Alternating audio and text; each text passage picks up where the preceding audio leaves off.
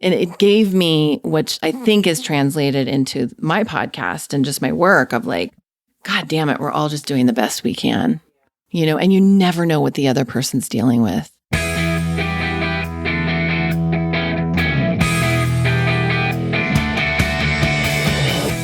You're listening to the MILF Podcast. This is the show where we talk about motherhood and sexuality with amazing women with fascinating stories to share on the joys of being a MILF. Now here's your host, the MILFiest MILF I know, Jennifer Tracy. Hey guys, welcome back to the show. This is MILF Podcast, the show where we talk about motherhood, entrepreneurship, sexuality, and everything in between. I'm your host, Jennifer Tracy. That was just a clip of me talking, and it's so weird. So I am the guest of my own show this week, you guys. The beautiful, lovely, and talented Jackie MacDougall, host of 40 Thrive podcast. And I have done a pod swap today. And so she's interviewing me on my show, and I interviewed her on her show, which is out today. So if you want to hear both sides of the interview, then you got to go to 40 Thrive and listen to me interviewing her, MILF style, on her podcast. And she's interviewing me, 40 Thrive style, on my podcast. It was really fun. We did both interviews in one day in my bedroom. I think we ate a whole board of cheese. I ate most of it. She didn't eat very much. I love cheese and bread. I do. I love it. I can't help it. And we had some tea and we just went for it. I think we took about 4 hours to do the whole thing, and it was so much fun. But I have to say, listening to the playback for the editing process, I was very self-conscious about it because it's different. And I share a lot of stuff on the show about myself, but it's different when I'm interviewing somebody else because the topic always keeps going back to them, interviewing them. So this one is pretty vulnerable. And, I talk about my recovery. Yeah. Anyway, I really hope you guys enjoy it. Go on over to 40 Thrive and check out my interview with Jackie as well. So you get a little bit of her side of things, but I'm sure you'll enjoy her interview of me. She's such a good interviewer. And a couple of points of business real quick. First of all, hi, this is episode 50. You guys, this is episode 50. Oh my gosh. How did I get to episode 50? Yeah, I'm very proud of MILF Podcast and the team of MILF Podcast. And this is kind of a big deal. And we're coming up on 1 year that I've been doing this now. So lots of celebrating that's going to be happening. I just had a birthday. I just turned 44 on Monday. Yeah, June 3rd is my birthday. I'm a Gemini. I'm 44 now. Feel like, I have to buckle down and get serious. Just kidding. Never going to happen. So this month's give, I've chosen the organization familiesbelongtogether.org. I came to them through the Phenomenal Mother campaign, which you may have seen me posting about on Instagram. And I found them through June Diane. Beautiful June Diane, the actress who's in Grace and Frankie. She's been in a bunch of stuff, but she's currently in Grace and Frankie on Netflix. And she was in that movie that just came out with Charlize Theron and Seth Rogen called The Long Shot. And anyway, she's an activist and an actress, and she's really freaking badass. And I found this through her. And what they're about is... Well, I'll just read this to you. We're a coalition of over 250 organizations that represent Americans from all backgrounds who join together because we believe in dignity, unity, compassion, and love for all children and families. We want to end family separation and detention, and we won't rest until every family is reunited. So you can check them out. There's going to be a link there already is a link on my website under my giving page. You can donate to them directly at familiesbelongtogether.org, or you can write a review for MILF Podcast, and I will donate in your honor $25 per iTunes review written for MILF Podcast in the month of June. So that's the give. Our live show's coming up end of July 24th, 2019, which is a Wednesday night at 8 p.m. at the Dynasty Typewriter in Los Angeles. We are doing a live podcast event. So what that means is you go online right now and you buy your ticket, because I don't think there probably will be any available the night of. You can wait and try and see, but you might get turned away. I'm just saying. So it's going to be a live event. Obviously, I'm hosting it. There's going to be a little bit of pole dancing happening. There's going to be 4 guests with me on the stage talking about sex after kids and just sex in general. It's going to be a really fun night. I'm cooking up some fun stuff for you. So please come to that. I'm super excited about it. So yeah, anyway, I'm going to stop stalling because that is really, I'm realizing that's what I'm doing. This week's episode 50 of MILF Podcast, which is the beautiful, lovely, and talented Jackie MacDougall interviewing me. I hope you enjoy. Welcome to the MILF Podcast. I can't do it. You and that voice and that MILF stuff. I'm sorry, but there's no MILFy, awesome, sexy voice today. It's all this shit happening. You are wrong, my friend. You are all MILF all day long. Yes, you are. So, all right. So, Jackie MacDougall. I don't mean to take over your show, but girl, this is my MILF show today. Yes, it is. Yes, it is. Yes, it is. I am so excited. I listen to you in the car. Sometimes I feel like we're best friends and you just don't know it yet. I feel it. Don't you? I totally feel it. And the fact that I don't think I've ever recorded a podcast episode where I am so comfortable. We're in your bedroom, for crying out loud. I know. With your little Slash, your little dog. My little guy sleeping on the big giant pillow. I've never recorded in my bedroom either. So this is like, we're de-virginizing the podcast of the bedroom. Wow, this is sexy. It is. Yeah. It is. So I have to come back down to your, one of the reasons I love your podcast so much is your energy. Because when I have chaos, and I want to just kind of like be with my girlfriends, but I don't have time to be with my girlfriends, I can listen to your podcast. So I got to bring my energy down to like where your cool vibe is. I'm cool. I have a cool vibe. I think I'm such a dork. You do? Oh yeah, I'm very nerdy.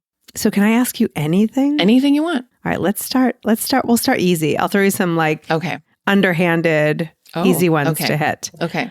Where did you learn how to, I don't even want to say interview because it doesn't sound like an interview. And I've asked you before we even got started, like, do you know all these people? Like, have you slept with all these people you have on? Because the intimacy and the ability to just like... I have orally pleasured every woman who's been on the show. How is that not in your show open? So mothers, I like to, fellatio or I don't know. And we're going to get to that too, because I think a lot of people think they know what MILF is. Yeah. But you don't, spell it out every week. But they anyway, don't know. Let's get back to the original question. Yes. How did you learn how to have these conversations and pull out the most comfortable, easy breezy, but yet intimate and revealing conversations with these people? The short answer is I don't know. The slightly longer answer is when I was in my 20s, I found a tiny little improv studio theater right by my house, and I started studying improvisation. And I did like a conservatory length study of it. And what that did in a different way than like my Meisner. Did you ever take Meisner acting class? See, you're much too smart for me. No. No. I was an unemployed actress for a good the most years. acting I've ever done is like, me with a brush, like talking into a microphone like I was being interviewed. That's as much, I was winning Oscars and, in my imagination, but I was never acting. That's all you need. And that's so much better than the real thing, let me assure you. I took Meisner when I first moved out here to LA. And Meisner technique is basically you start with repetition. So we'll give an example. We just kind of repeat it back to each other. Like, and if you say, you can say something to me and I'll repeat it back to you, or I'll comment on how you're feeling or what I think you're thinking. So let's just give it a whirl and we'll see. Okay. You just follow my lead. So you start by saying something to me. It could be anything like, it's sunny today. Your dog on the pillows behind you is the cutest thing I've ever seen. You're totally a dog person. I have 3 dogs. Yeah. Yeah. You seem uncertain right now. It's funny because I grew up not a dog person. I have 12 siblings. And my dad used to say, I have kids. I don't need dogs, which is funny because he's not Jewish or from New York, but I just made him both. I don't have to. So I didn't do that right because I didn't explain it first. But basically when I was saying you seem uncertain right now, that was commenting on, that was in the context of the exercise. I see. Okay. And so. No, I was actually amazed. I was actually amazed already because I comment on your dog and then you're pulling stuff out of me that are like, that pretty much are things that make me tick or things that make me me. Yeah. As opposed to just like it's sunny out or that's your dog's cute. Right. But like all of a sudden I'm like, you're looking tell you everything. Yeah. And so it started with Meisner and then with improv, which is, another beautiful art form of deeply listening to your other actors who are on the stage with you. And that's how you get to the truth of what's happening. And that's how you get to the comedy of what's happening. Because once you get to the truth, that's when the really funny thing is. Because, so anyway, without getting on a whole thing of that, but I think that's where that was birthed. And then Sabrina Hill Weiss and I did sketch comedy for years. For like 7 years, we performed all over LA at Bang Theater, but all over LA, comedy festivals. I was 9 months pregnant doing our last comedy festival.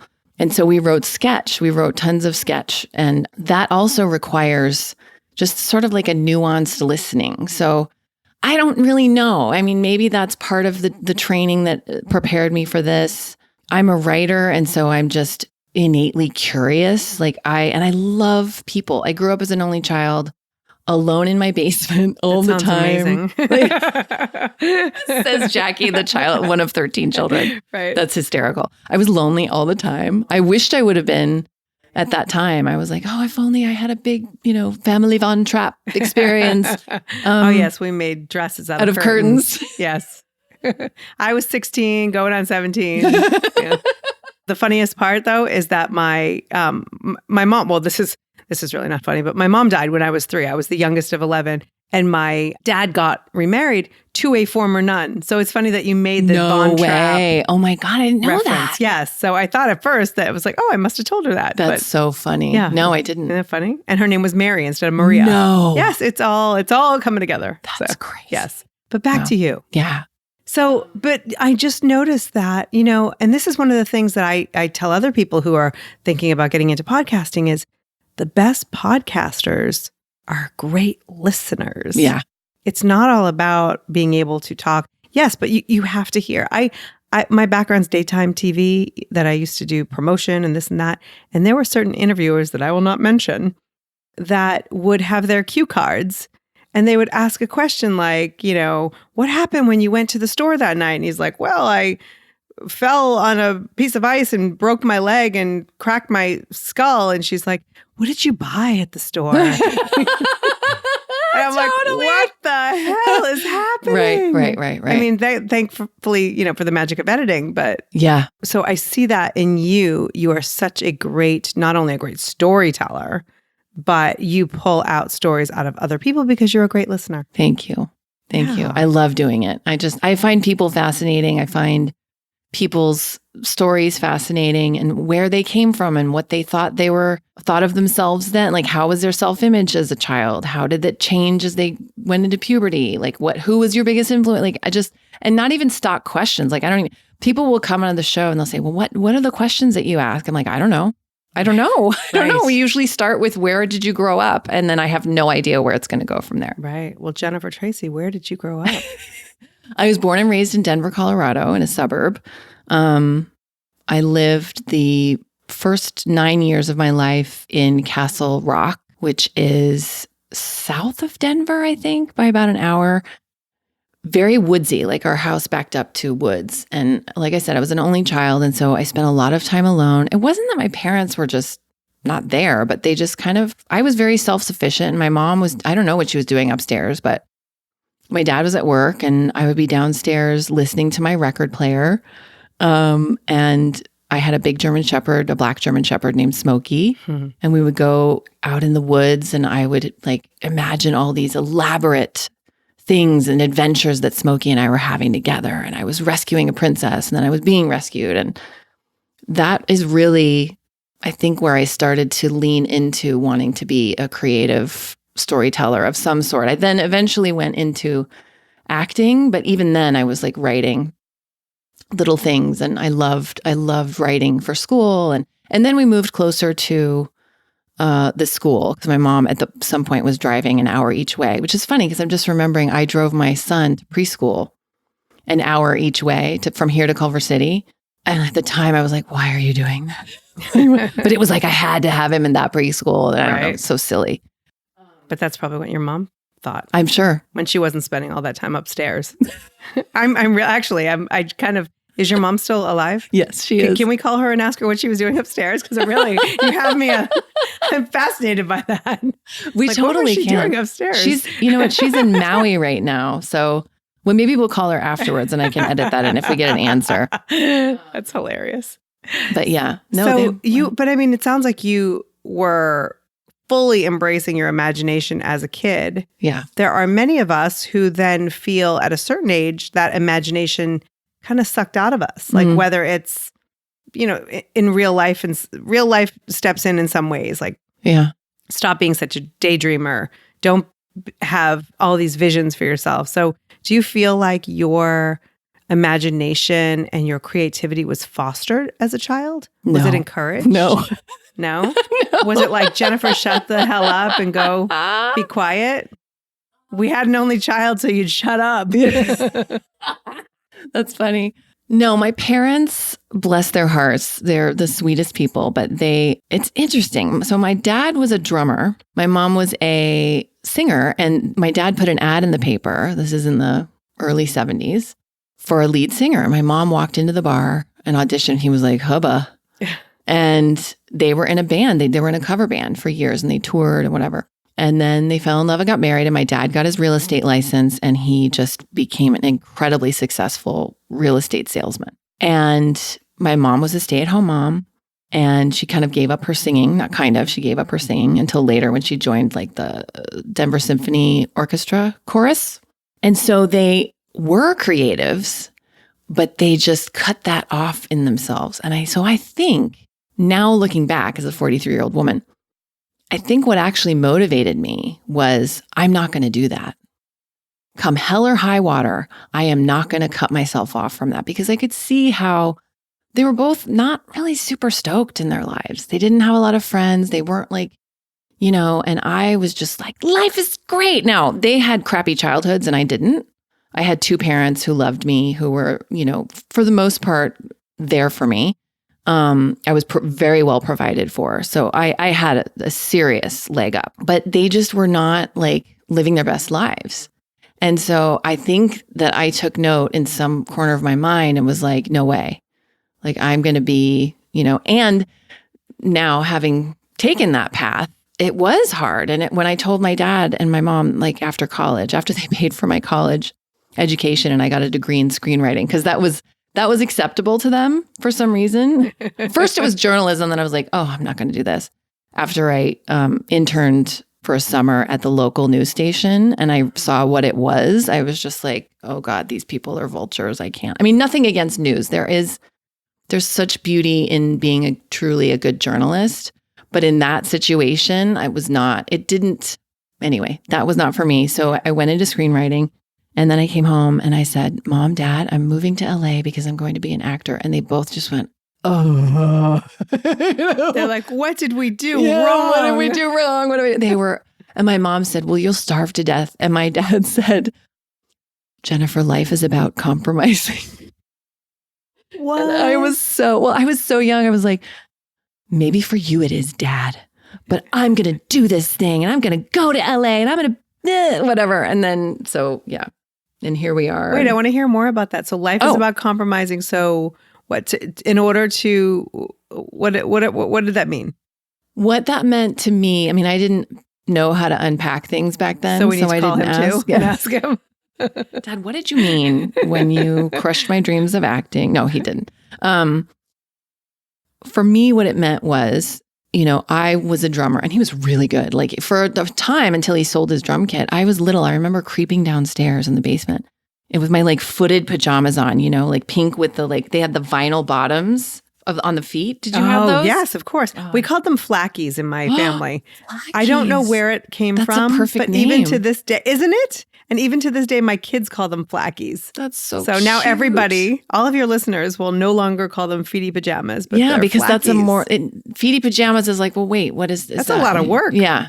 Flacky. Flackies. So I was wearing my pink fuzzy flackies and I would creep downstairs and he was like a really fucking talented drummer.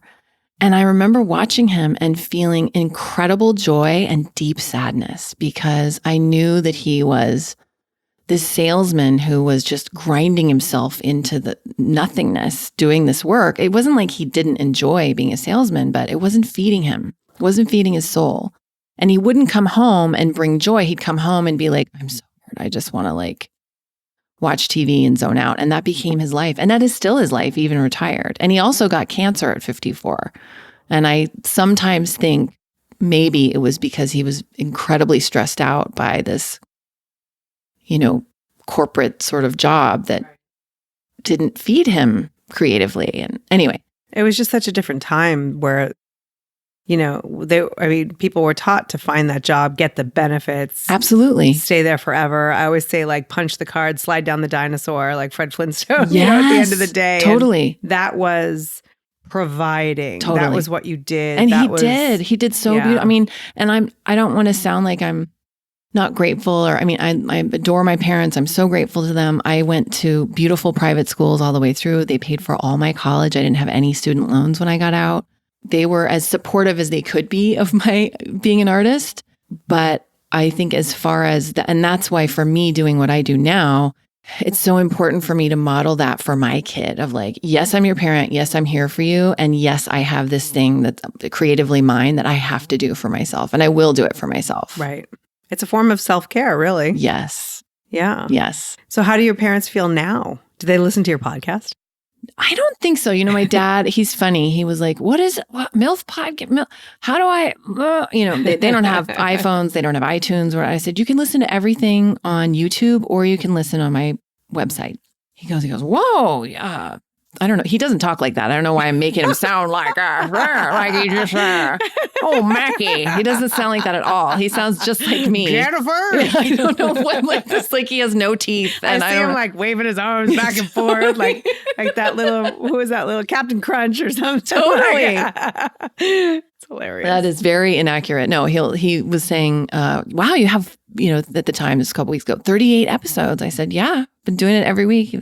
So yeah, I've learned not to ask if they are in like knowing what I'm up to or, they don't really show a lot of interest in it. I think because they're still scared that I'm going to fail or that I'm going to starve to death or that, life is about compromising. But my mom is 71 and my dad's 71 and 74. Everything is very close to their house. They don't like to venture out. They don't drive down here to LA. They moved out here? They moved out here to be closer to me. Oh, wow. Blooms, yeah. Yeah, it's just, I sometimes, and I used to ask them this when I was little, like, was I adopted? Because we're very different. Mm-hmm. I mean, but if you saw them, I look just like both of them. Right. Like you are unique. You are your own person that I don't care who could have birthed you. I feel like you would be unique from those two people anyway. You just have this way about you. Do you remember the first time we met in person? Yes, of course. I didn't even know that you were Jennifer Tracy of the MILF Podcast, but I'm up on stage and I'm MC for this self-care project event, and I see you in the crowd, and we're doing some dancing, some movement, and all this stuff, and I'm like, I want what she's having. I just like it was you stood out to me because you weren't even thinking about, at least from my angle, where you were or what people thought. You were just, somebody said, we're going to feel music and we're going to move. And you were like, I'm going to feel music and I'm going to move. Like, it didn't seem like there were a lot of those other things of like looking at, that you close your eyes and then you have one eye open, like looking around to see if, like, you were just in it. Yeah. So I don't know. I mean, I guess you could have been born to two like more out there type of, you know, spiritual, like, right. But I don't know. I just feel like you would buck the system one way or another. I totally see what you mean. Yeah. I mean, that wasn't the most eloquent way of putting it all. Was. It but were you was. always that way? Were you always comfortable in yourself? Oh, God, no. No, just as you were describing me, I was like, damn, I have worked really fucking hard. Well, it's paying off. Thank you. Thank you. Well, and it's so interesting because of the topic of your podcast and being over 40 and elevating women's voices, something magical happened in my late 30s – and then now my early 40s where I feel like, and it's a great credit to all the work that I've done and the people that have been in my life. But I really don't give a fuck anymore. Yeah. I don't. And I do finally feel relaxed in my body. I do finally, I love my cellulite on my ass. It's there and it's part of me and it's juicy and it's not going away. And I like to eat bread and cheese. And there was a time when I thought that was the most disgusting thing and who is ever going to love me? And I don't deserve to get a job acting. The obsession with my exterior and how much I used to beat myself up about, I don't have, I'm not that smart in this way, or I'm not accomplished in this, and I failed at acting and I failed at modeling. And just even that languaging, it's just like, Jesus Christ, you know? And I saw that when I started doing the work in that program, and it was revealed to me through my own writing of dude, you gotta let go of that shit. Right. Because would you speak to any other person in the world that way? No. So when you're out there in the woods with Smokey and you're doing your thing and you are being imaginative. Yeah. Were you that hard on yourself back then? Oh yeah. From Really? a very young age.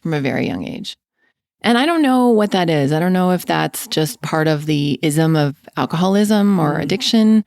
I would assume quite a bit of it is genetic, just whatever is in my DNA to think like that. But yeah, no, I felt very other. I felt very, I felt like a freak, I was always taller than everyone. I was funny. I remember, this is so embarrassing to admit this, but so when I was younger, my mom put me in modeling because I was 14 and I hated myself. And I would walk around saying, I hate myself. I hate myself. I hate myself. My mom said, you know what, honey, you're going to go to modeling school. I was like, modeling school? That's absurd, And she thought that it would help my self-esteem, which is a logical thought, even though it's actually the exact opposite. Right. But she didn't know. You hate yourself. Let's put you around other people who hate you. Totally. Misery loves company. Come on, let's go. Get in the car. Who also hate themselves. Right. So I did that, and I was very successful in the local market in Denver. Mm-hmm. I immediately got work. I immediately was getting calls from, all different agencies in Europe, different agencies in Europe, New York. And by the time I was 15, I was being invited to leave high school and go, live as a model. And wow. And for a girl whose self-esteem is in the toilet, this has to be pretty confusing too. It felt pretty good, but it felt very confusing. And my friends didn't understand it. And I remember I had one friend who just berated me about it. You're going to end up selling French fries at McDonald's. And I was like, I'm 15. But I didn't have I felt so rejected by my peers. And that sounds like how many parents, that's where that one got. Yeah. I'm sure she had heard that at home a few times. Exactly. 15-year-olds don't come up with that. Yes, exactly. Yeah. So, and then I got the part of Frenchie in Greece. And so at the school play, and I said to my parents and my agent at the time, I said, I'm sorry, I can't go to London because I got this part in the school play and it's really important to me. And I also was very clear that I didn't want to leave high school at that age. Right. And I thank God that I didn't, because Jackie, I don't actually know if I would have survived. I don't know if I would have made it. I just was so fragile, I think, emotionally, that I don't think I would have had the moxie to push through or even defend myself in certain scenarios. And I was never in really crazy scenarios, but I do remember when I lived in New York when I was 18, because after I graduated, I decided I was going to go to New York for a year and try modeling and then go back to college. I ended up going back to college immediately because I couldn't take it. I was like, this is awful. I hate it. It's not for me. But I remember a couple different times that we go on test shoots and these photographers would be like, take your top off and we'll just do and we'll just cover it with a scarf. And then all of a sudden they'd try to pull the scarf away. And it's and wow. And I actually, maybe that was when I was 16. I can't remember. I went the summer of my 16th birthday, but regardless, it's full of that. And you're terrified at that age. Of course. You don't want to upset somebody. Right. But you know it's not feeling right. Absolutely. And it's not talked about. And the agency, they don't give a shit. They're not sitting you down and saying, now, you are more important than any of this other thing. You as a human being are important to us. You're not. You're a commodity to them. Right. They don't They're trying care. to make money off of you. Yeah. I remember one agent told me, "No, you're going to shoot with this young guy. He's, an up and coming photographer. And if he offers you drugs, do them with him." No. I swear to God. I swear to you. Wow. I didn't. He offered me weed and I was like, yeah, I don't, I didn't do it. But wow. So at this point, you talked a little bit about the 12 steps that you've gone through and that you continue, but when did you first find that you were struggling a little bit with alcohol? Were you drinking as a teenager? oh, yeah. I mean, many of us, Yeah. sorry, in case my parents listen, many of others, I hear drinking happens in high school. Asking for a friend. Yeah. So you were, Yeah. I mean, like a regular teenager kind of dabbling, or were you trying to fill some sort of void? Like, what do I you think I was dabbling and I was really looking for something that would make me feel cool. Like I was acceptable or could be acceptable in the eyes of others. I was very concerned about how others saw me, which now, I know like nobody's thinking about you. They're thinking about themselves. Totally. They're not thinking about What's you. that quote of like, you'd be shocked to know like how little people do actually think of you? Yes, Like, it's so true. It's so true. So yeah, started and then it was fine through high school and I was a really good student and I was a good, socially I was fine and had lots of friends and did the musicals and was in student council and that kind of thing. And then New York, and I was fighting drinking and eating then because I didn't want to gain weight. But I did end up gaining some weight because I would go out for lunch by myself and have like a bottle of wine with lunch, just by myself. But it really didn't get going until I got to college. And then like I would be out at parties and see how these people were drinking. I was like, oh, it's okay to drink like that. Okay, great. That's what I really want to do. And then after college, it sort of became clear to me of like, and not even clear. I just started noticing how much I had been, since I was a teenager, I had really struggled with depression, not knowing that it was depression. I just thought it was, again, like just some huge flaw in me that's because you're lame. You're just not happy and joyous and that's your fault or whatever. Right. But the alcoholism and that kind of went hand in hand and fed each other. Right. It wasn't until I think I was 22 and I was on the set of a commercial in Denver and I met this woman and she was talking about how she didn't drink. And I was like, oh, that's like, what do you mean you don't drink? That's dumb. And she was older. She was in her 30s and she offered to take me to a 12-step group and I went and I didn't get sober right away. Then I moved to LA 3 months later and eventually a couple months after that, I finally did. Did you express that you felt like maybe you had a problem to her when she said she was sober? I remember so clearly, like it was yesterday. She said, "Do you think you're an alcoholic?" After we'd talked about it for a while and I just couldn't comprehend what she meant by like, she doesn't drink. She told me a little bit about her story. And then she said very softly, do you think you might be an alcoholic? And I said, oh, I know I am. And it was as if someone reached into my head like a puppet hand and said the words for me. And it was that first admission of it that made me realize, oh my God, maybe that's what's wrong. And that just set me about on this journey of finding. And then, I learned after I eventually did get sober in 1998 that the drinking was just a symptom of all the other shit. And I really drank because I felt all those things of like self-loathing and insecurity. And yes, like there's a scientific allergy that, when I have alcohol, I want more. But it was all the other stuff that I was trying to drink away. Right. Which ironically doesn't make it go away at all. It makes it worse. Right. Yeah. So, I mean, that's a pretty young age though for someone. Yeah.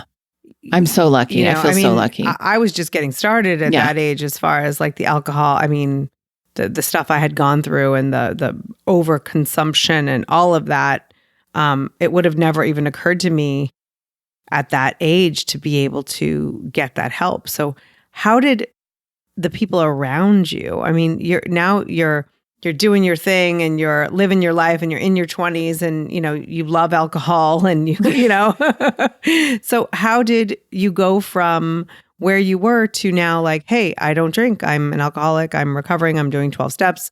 How did your family respond? Yeah. Well, my parents were like, what? Like they didn't believe me because they never saw it. Right. You know, I was really good at keeping it away from them to protect them. So they still actually, my dad said something a couple of years ago where he was like, are you really an alcoholic? And I was like, yep, sure am. You know, but they've seen how much in the 20 years I've grown just emotionally, spiritually, maturity wise. So they started to see in action all the benefits of it. So I don't think they had a problem. And they don't drink at all. I mean, they drink once in a while. Okay. They have no issues with, you know, that kind of stuff. It wasn't something, it was always around you. No, not even close. So, but I had just moved to LA, so I didn't really have like my old drinking buddies here. So that part was actually really convenient. And I just had like all my new friends were sober. So we were all sober together and like it was me and this gaggle of young girls my age. And we would go from meeting to meeting to meeting to diner to eat to, you know, like, right. And I had, so it was this shared experience with my peers doing the same thing. Right. That's amazing. It was I don't know that you gift. would get that in many cities where you could connect with other young women like that. I think that maybe it would take them a little bit longer before they're ready to get help. I don't know. Statistically, I'm wondering. I do. And I think that what do I know? I'm not I think that, you know, and just if you're listening and you're thinking about that and you feel like you might need to reach out, you can call the local AA chapter wherever you are and just ask where the nearest meeting is. You can ask where the nearest young people's meeting is. Mm-hmm. And you'd be surprised. I mean, there are people in their late teens, you know, there's also like, well, anyway, there's people in their late teens that are coming in and you're like, what? You're 18? How do you even, you know, but they do. And it gave me, which I think is translated into my podcast and just my work of like, God damn it, we're all just doing the best we can, you know, and you never know what the other person's dealing with. I recently had an interaction with this woman. I want to do a live podcast event and I'm trying to get a hold of this woman because I want to use her space. Calling, emailing, calling. So I finally, no response. I'm starting to get offended. I'm like, does she think I'm just not cool enough? Does she think I'm too old? Like a little bit of that. But then I was like, well, maybe her grandma died or maybe, you know, her kid is sick or I don't know. So I go to the place and I'm like, is so-and-so here today? And they're like, oh yeah, she was just here. You know, I'm like, can I see her? And they're like, well, she's in a meeting. You know, can you email her? I'm like, well, I've tried emailing her, but anyway. Several weeks go by and I go to the place and she's there and I'm like, hey. And I said, it's me. I've been emailing you. She goes, I've been emailing you back. Have you not gotten any of my emails? Like, no. And so we connect on the thing. She's like, we'd love to host your event, this and this and this. I go home. I check my junk.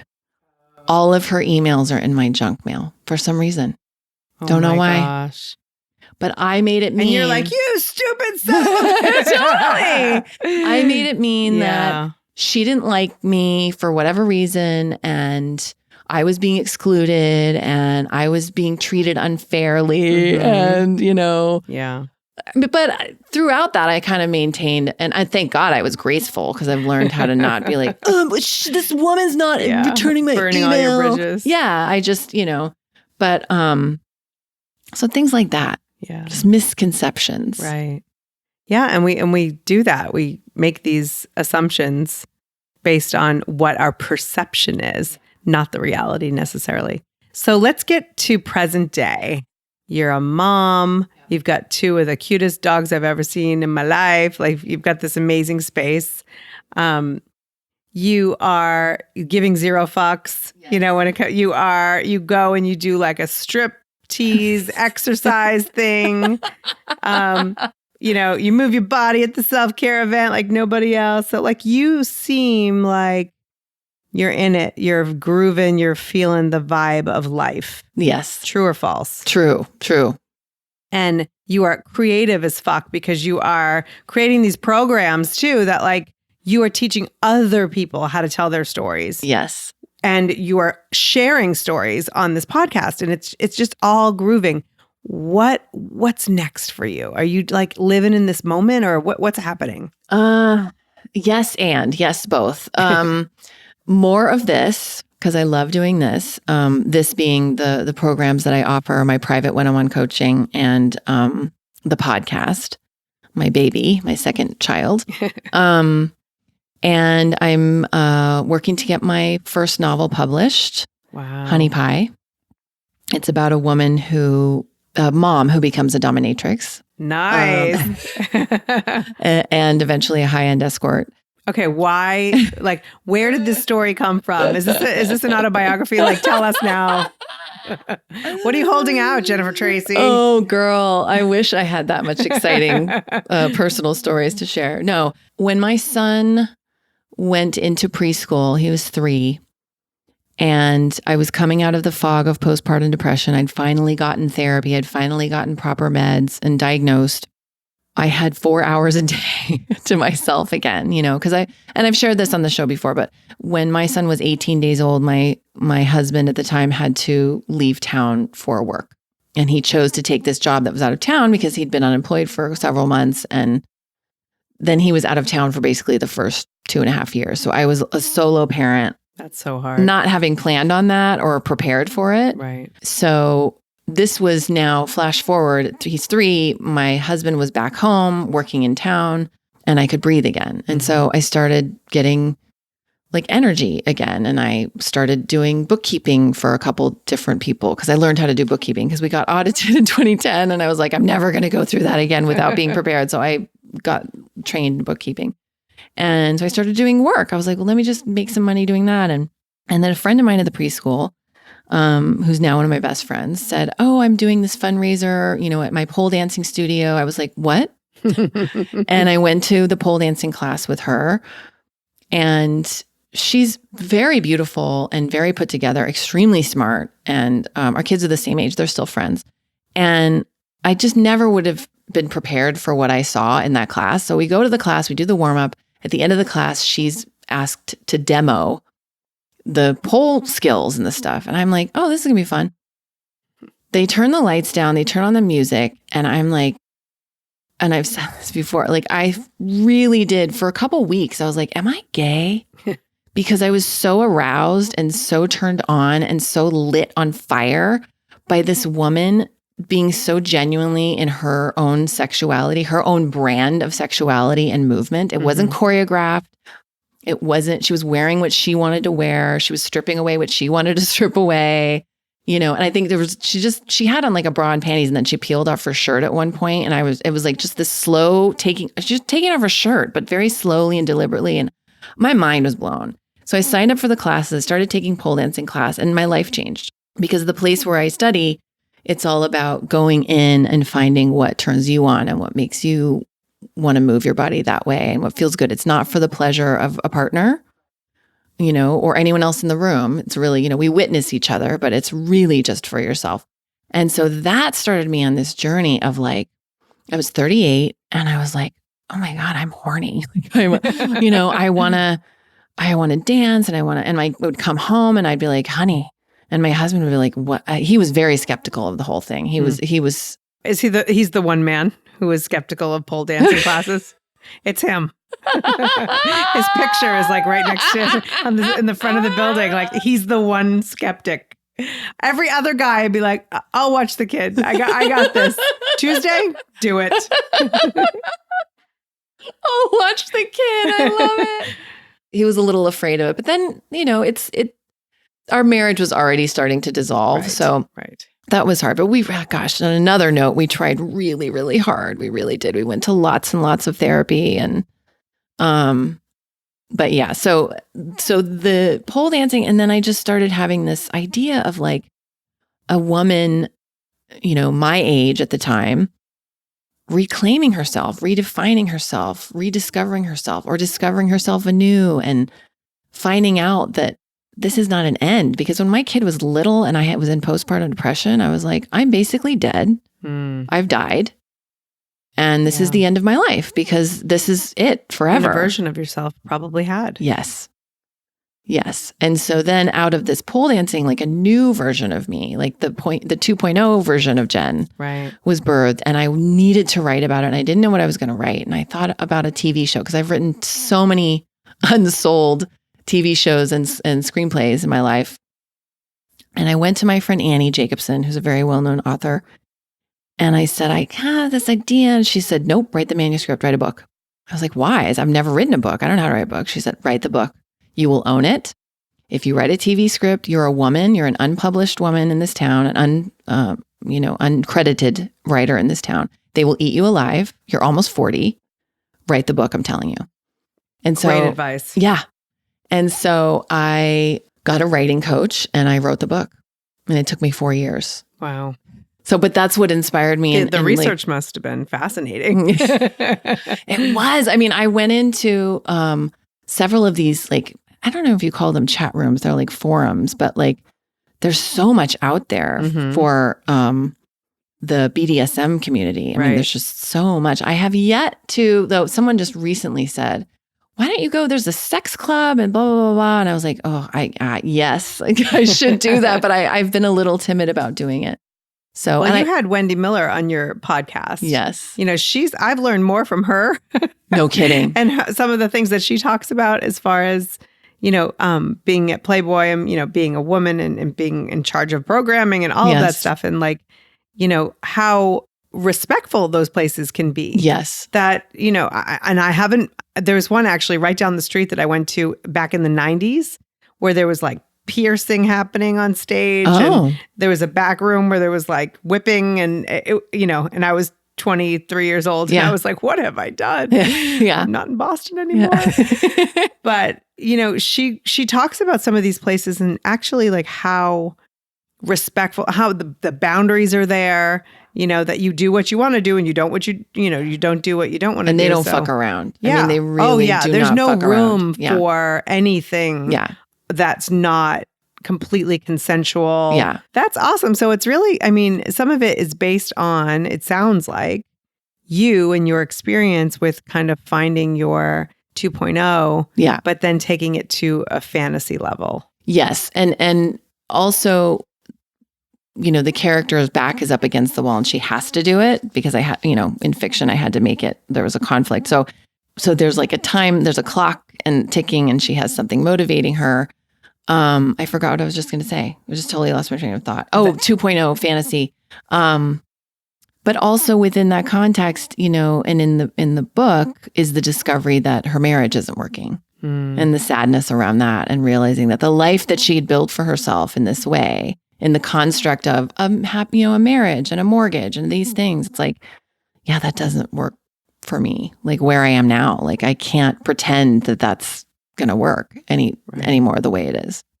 And I think a lot of women and men wake up, you know, it's like that Talking Heads song, How Did I Get Here? You know, you kind of wake up and you go, my God, I have however many kids, I have this many bills, I have, you know, like my dad, maybe, I don't know, I can't speak for him, but this job that is like a lot of pressure or whatever, or I don't like it. How can I change this? Can I change this? Is it okay to change this? Right. I love that because I think even though your book is this fantasy world, the underlying questions and struggles and challenges are so universal. Yeah. So universal. I see it all the time with people but isn't it amazing that you can take all these steps, this action, right? Mm-hmm. Just small steps every day. Like, let's just take your dad, for example. Like, I can leave my drumming, you know, hang up my sticks and go and get a license in real estate and continue moving, and then have a life that looks nothing like what it did. But yet I'm the same person, and I'm not really saying your dad, but the same person who doesn't believe that I can completely change my life and make it look like nothing. When I already have. I already have. Totally. But just because it went that way. Totally. But it's like, dude, you just did that. Yeah. So now find something else and do it there. Yeah. And so that's really my jam is like women like you, women over 40 who see the opportunities and then know it's like, yeah, sure, you want to make a goal. Sure, you want to at least have an idea of the direction you're going, but just start taking steps. Just be in a place of action. You know, I mean, I'm sure you've found that you've had a lot of transitions in your life. You know, you could be so overwhelmed at what might or might not happen. But when you just take the small steps toward it, like the book, writing a book is terrifying, I assume. Yes. So hard. One of the hardest things I've ever done. The hardest thing I've ever done creatively. But how hard was it when you actually were like, hey, I'm going to write 5 pages today? Is that hard? No, because Annie sat down, the woman that I asked and who said, no, write the manuscript. She said, right before I hired the coach, she said, 15 minutes 3 times a week. I was like, what? She said, I'm telling you, that's how I started. Now, this is a woman who now writes, when she's in a project, she'll write 8 to 10 hours a day. Mm-hmm. I can't do that. I can only write 4 hours a day. But she is prolific in her writing. But she said, no, 15 minutes 3 times a week. This was so funny. Like when I take a new client, I just took on a new client, and she said, well, how much a day do I have to write? And we hadn't had our intake session yet. And I said, well, that all is going to depend on your goals and what you're writing. And I said, but it really actually doesn't matter. It's just about the consistency and the commitment and getting your ass in that chair. And so what Annie had told me was when she started writing, when she was my age, she'd always written. She's a very well-known like journalist and brilliant woman. But when she started writing her nonfiction books, she had a mentor that said, you sit down for 15 minutes, 3 weeks a day. And even if all you do is write, here I am on the keyboard, on your, word processing or whatever, that's it. And you just, and I did that. Yeah. I just sat down and I'd write, here I am. I don't know what to write. Or I'd write a jumble of words. I remember my writing coach for our first session, she's like, send me what you have. I was like, fuck. So I sent her this just mess of, I don't even know what was in there. I'd love to go back and look. Bread, milk. Exactly. Not far from that. Yeah. Literally. It was like a list of emotions. But that was the seed, and that's what she was like, great. I read what you wrote. There was no I was so expecting her on our first call to be like, so Jen, I don't think this is going to work or whatever, some kind of rejection. Fired. Yeah. And it was like, great. Yeah. I read what you wrote. Let's keep going. Because that's just one page. Like we're going to do many. And it just gave me the permission. Right. To just write crap. Get started and keep going. Yeah. Chop wood, carry water, I always say. Just chop wood, carry water, and pretty soon you'll have a house. Right. Amazing. Yeah. So not only are you writing this book, but you are teaching other people how to pull out their own stories. And how is that going? I love it. Yeah. I love, it lights me up so much to work with writers and help them uncover what's in their heart and in this desire to express this story. I mean, I really believe when you have something that's tugging at you, and when you all have that, everyone who's listening has something like that. It may not be something that you want to write, but it's some kind of creative project that we all say, oh, well, I've got bills to pay, or I've got children to raise, or that's not important. But there's a reason that it's calling to you, whether it's like, I've always wanted to take ballet class or whatever it is. I believe there's a divine reason that's calling to you. And ultimately, I believe it's so that you'll get healed and other people will get healed. So when I'm with a writer who's discovering things about themselves through their story, whether it's fiction, nonfiction, screenplay, TV pilot, those are really the things I work with. Or sometimes they'll do a stage play. That's pretty rare though. I've only done that 1 or 2 times. It's just to see them light up and make these discoveries about themselves, and then to be able to translate that into story through the characters of the story, the plot of the story. It's magic. It's magic. And then when that thing gets out in the world, in whatever form it's in, it's limitless in how many people it can affect. Right. Yeah. Isn't it amazing when you see people that you've helped move forward? It's like, it's actually in some ways more exciting to see them do it than yourself, right? Oh, absolutely. Because you can't really measure your own internal success. Yeah. It's hard to see it. Like, it's funny when you're asking me about my sobriety, I'm like, right now it's no big deal. I mean, it is. I'm still very involved in caring for my sobriety and nurturing it. But now it's no big deal. But back then, it was like a struggle to just even think that I could be 1 year sober, much less 20. Right. But one day at a time, that like showing up and keep going, show up, keep going. I mean, it's really the key. So before we go, can we do a little lightning round? Yeah. Because I just don't know. I've heard many of your episodes and I just think people want to know more about you. Yeah. I know you did an episode earlier this year that was just you. I want more of that. Oh. You gotta give us more Jennifer Tracy. Okay, I will. I promise. Okay. Biggest turn on. Oh.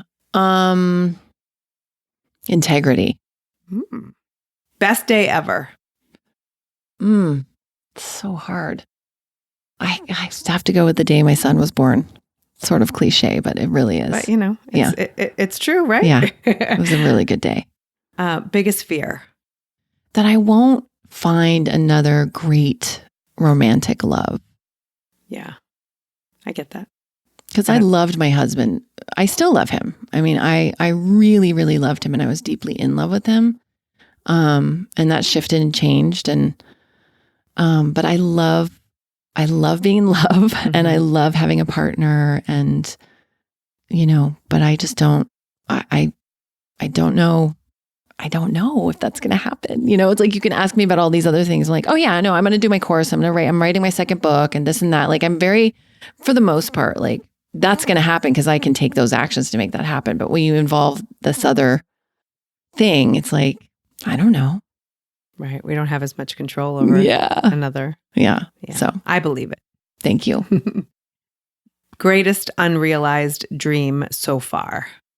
Oh, it's interesting. I was listening to your episode with Lee. I'm going to mess up her last name. Keckner. Thank you. I knew it. I knew I was going to say it wrong. That's okay. Lee Keckner, who's amazing. I want to meet her. And she was talking about the one-person show that she wrote. Mm-hmm. And for a while, there was a one-woman show I was writing. And it was one of those, this was many years ago. It was one of those projects that I was writing and then I started and then I just stopped because I thought, what I talk about in a lot of my courses and with my clients is that gremlin mind, the doubt and fear. Right.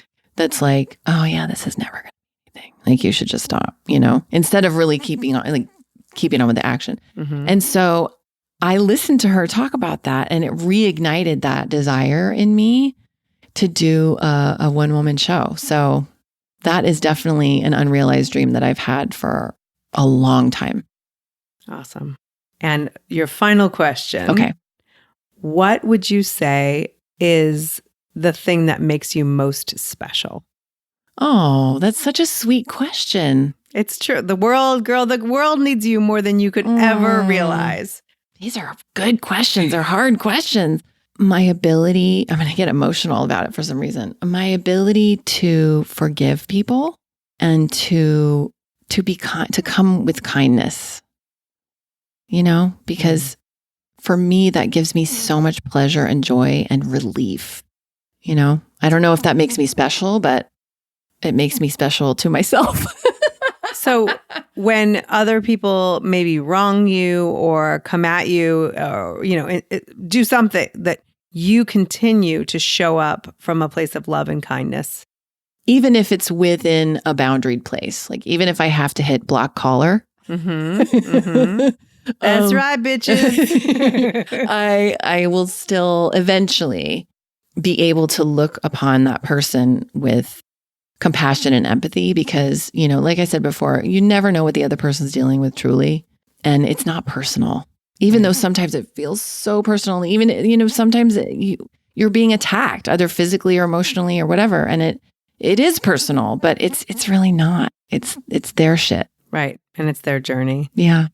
Well, Jen, I think I can speak for all of your listeners. I adore you. Oh, I adore you. This show is just everything. I love these conversations. Like I said, on days where I feel like I haven't connected with anyone, over the age of 14, Totally. And I feel like I'm working and it just, it's my release from, it's my connection sometimes, when I don't have that ability to necessarily reach out to someone and have that 20-minute phone call or whatever. So thank you for everything you do and for this podcast. Oh, it's my pleasure. Thank you for interviewing me and being my host today. In your bedroom for the first time, I'm just saying. You made it into the bedroom, baby. Thanks, Jackie. Thank you. Thanks so much for listening, guys. I really hope you enjoyed Jackie's interview with me. please head on over to 40 Thrive Podcast and listen to the other half of this interview, Pod Swap, where I'm interviewing her. It's such a good interview. She's such a fascinating lady, and I loved her story. And I just love her. Like, isn't she just so great? Don't you just want to hang out with her for 4 hours in your bedroom?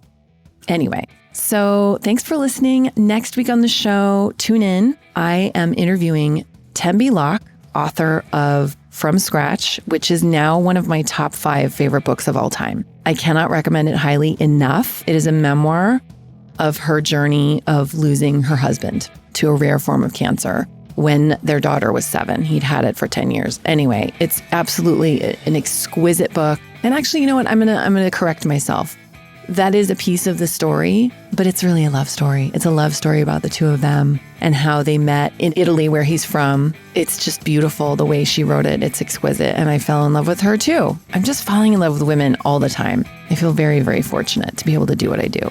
So I hope you'll tune into that. I love you guys. Keep going and treat yourself to something sweet today.